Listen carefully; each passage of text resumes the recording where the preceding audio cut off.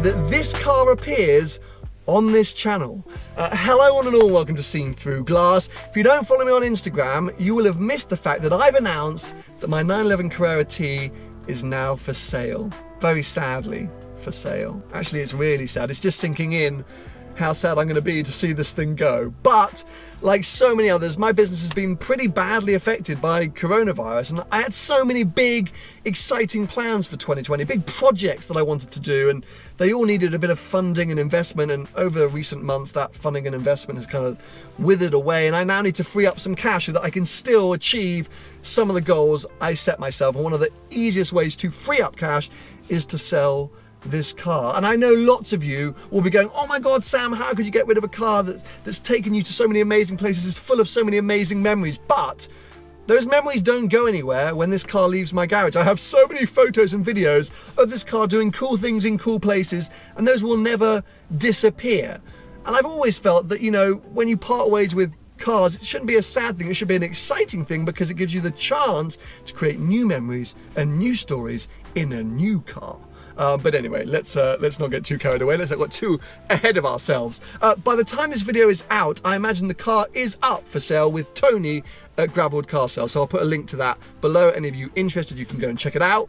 Before I drop it off with him, I need to get rid of all the sort of the mods, the Drive the World mods. So I'm headed to Lichfield, who are going to do that job for me. And of course, anytime I visit Lichfield, it seems to pour with rain. So I should have really expected that.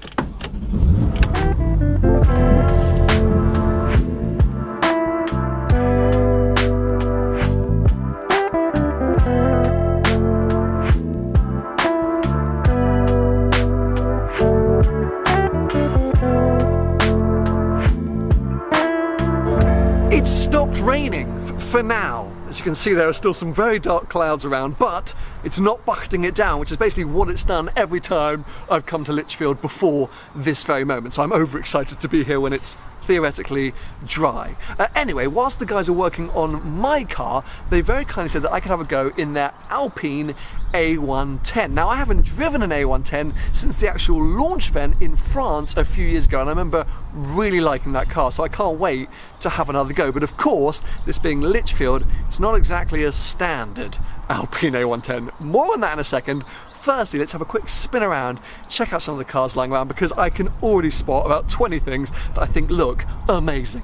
Now, some of you might be thinking, this being Lichfield, why isn't Sam taking a GTR for a test drive whilst the guys work on the Carrera T? Well, it's a fantastic question to ask. The answer is, unfortunately, there's not a demo GTR available today. So yes, that's why I'm going to end up in the Alpine, which I'm not going to complain about. It just means that the big Lichfield GTR video needs to wait a little bit longer. I want to come down here and test out everything from sort of stage 1 cars right up to custom beasts like this thing right here.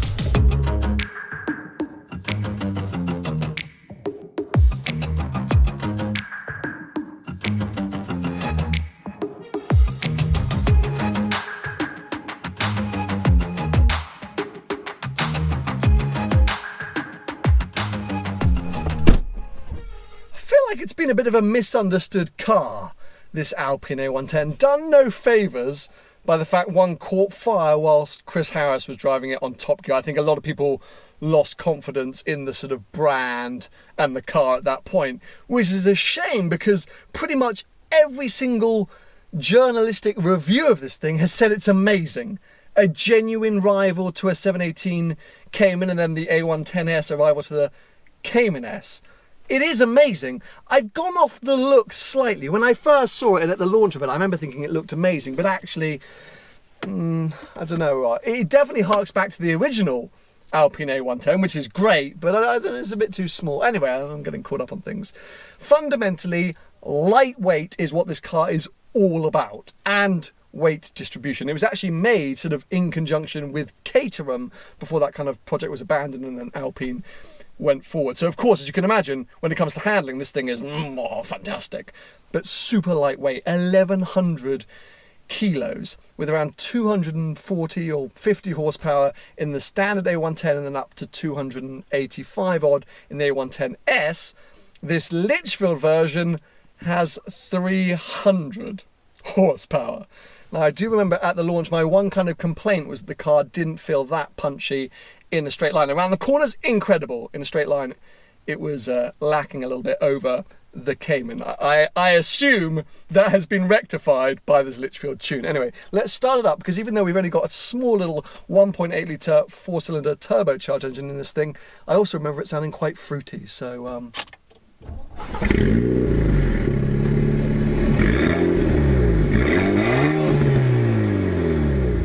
I can hear a lot of turbo whistle. Right, let's crack on.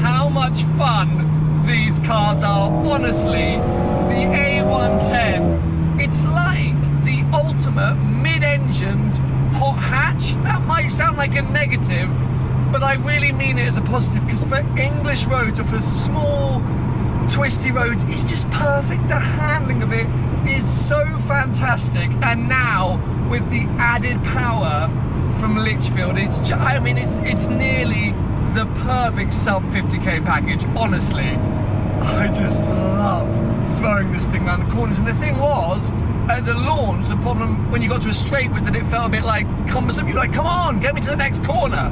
Now you arrive at the next corner, before you know it, like the blink of your eyes, you're like, whoa, need them brakes. Honestly. By the way, check this out. This is Kimball Airfield. Back in the day, Formula 1 teams used to come here to do some testing, but now it's an airplane graveyard. And with the kind of, travel industry crisis, hashtag coronavirus, they were like insane. That's a BA jumbo jet just chilling. Sometimes you see them land, it's really eerie as you're driving past. Planes come in, but yeah, always nuts to see.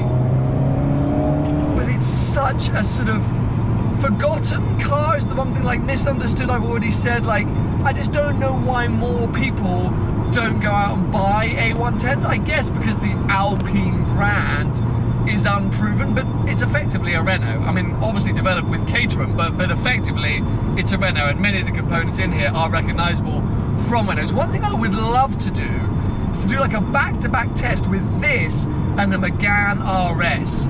I'd be so intrigued as to which would maybe feel better on the road, because this is just so cool. There's not many other cars, apart from maybe the 4C, that I think punch above their weight as much as this A110 does. Like, and that soundtrack from a 1.8 litre.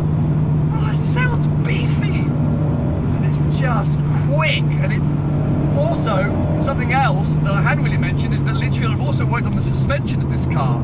Whilst the weight distribution and the chassis are fantastic, they just try to make it even more compliant by just working a little bit on the suspension. And they did tell me they want to do a little bit more to it, but I have to say, it feels great. You get enough road feel through the wheel, through the bum of your seat, without it being super stiff and super harsh. And there you go. That's the kind of stuff you want all day, every day. Corners. It's just a machine. Reminds me a little bit of like GT4, honed in. But obviously it's not really at that level. It is standard Cayman rivalry.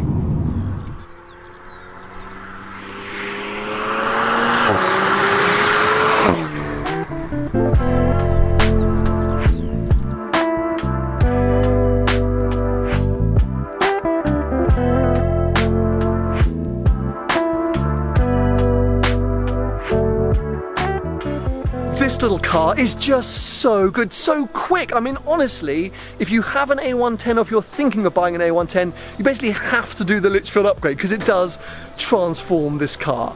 Anyway, whilst I tasked Litchfield with sort of removing the mechanical modifications for my 911, I brought the car here to Logic to remove the sort of cosmetic modifications, that being the peelable paint and the rally lights. Now, Litchfield do actually do peelable paint themselves. In fact, this A110S has got the Litchfield peelable paint on, but I'm actually going to be working with Logic over the next couple of months, so it made sense to let them get their hands on the 911. So let's duck inside, check out what other cars they're working on, and find my Carrera T, if I recognise it, because I literally had it for like 3 hours in its factory specification way back in, October 2018 when I picked it up from Porsche Guildford, drove it to Yanomize, where it was then transformed into the car that I think most of you will recognise did drive the world. So yes, jump inside, see what this Carrera T looks like.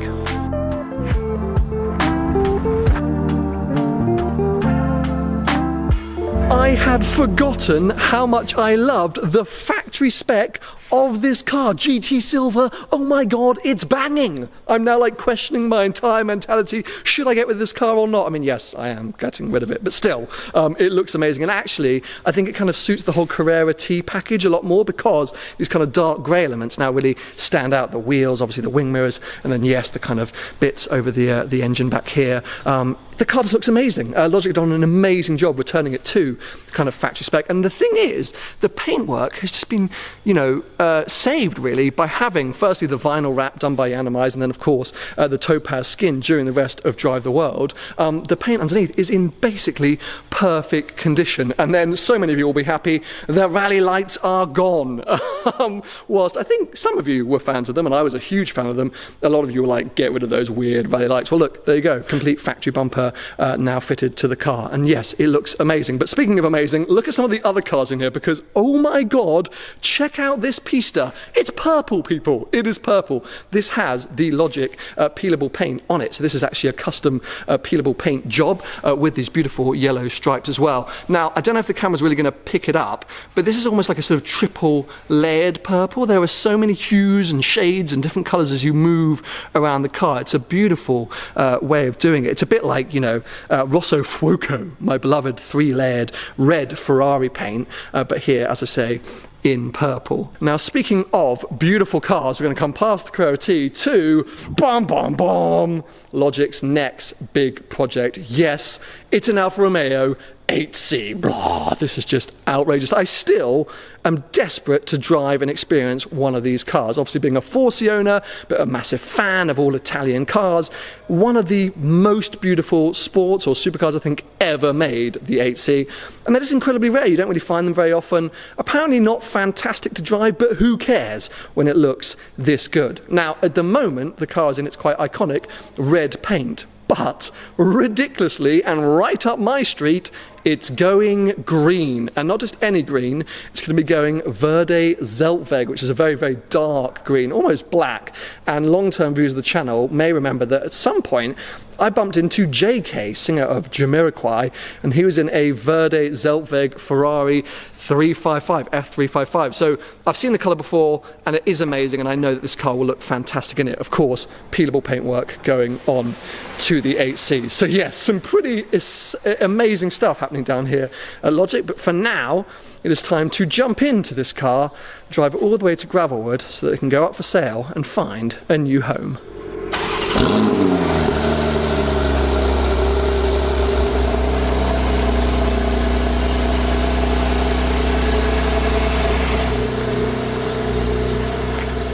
I'm gonna be honest, feeling a little bit emotional because it's really starting to hit me that I am now definitely going to be parting ways with this car, and to see it so sort of naked, as amazing as it looks, is yeah, kind of making that whole thing sink in. But anyway, I have to say a huge thanks to Logic and to Litchfield, because I kind of sprung the news on them that I needed this work done relatively last minute, and they both kind of slotted me in and did an amazing job, because yes, the car's now looking fantastic. But what a journey, what an adventure it has been. I should probably sort of play some highlights, I suppose, but I have done lots of summaries of Drive the World, and fundamentally all my memories with the T are kind of all over the world, all around Europe, all around America. I'm probably going to go home tonight and look at a load of photos. But if you are interested in the car, link below, as I mentioned, to Gravelwood Car Sales, where Tony is listed it. Serious inquiries only.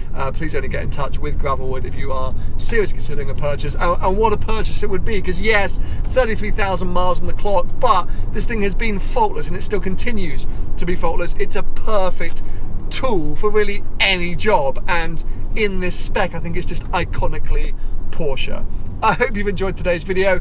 Give it a thumbs up if you have, and make sure you stay subscribed for plenty more videos to come.